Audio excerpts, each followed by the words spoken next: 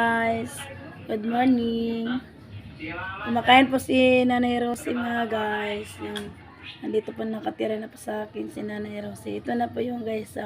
Kumakain na nga po ang Nanay Rosie. Ito yung ulam niya. Oh. Yan. Ang ulam niya ay yan daan siya ni Rico ng Daing. Ano pa? Pipino po yung mga guys. Pancit. Pansit. Ano pa? Ano nga pa? Ulam ni Nanay Rosie, binilang ko po siya ng pansit. Masipag po yung tumulong sa akin. Magano yan siya, maghugas ng plato. Yan.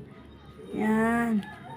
Araw-araw po yun yung mga guys. Pagkatapos ko magluto sa guys. Kasi nandito na po siya. Kasi naapi-api po kasi sa kabila. Kaya kinuha ko na lang siya guys. Kasi maawayan ako. Wala na po akong nanay. Siya na po maging nanay ko ngayon dito sa bahay. Yan. Yan po yung guys. Kumakain po siya sa guys. Sa ginanda kong pagkain niya guys. Daing at saka pansit. Saka yung yan. Yan mga guys. Yan po yung mga guys. Yan. Kailangan po natin bibigyan natin si nanay. Kasi mabait po si nanay sa akin mga guys.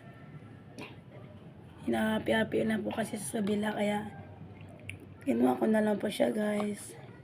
Yan. Siya na po maging nanay ko ngayon. Yan. Ang sarap ng kain ni nanay. Yan.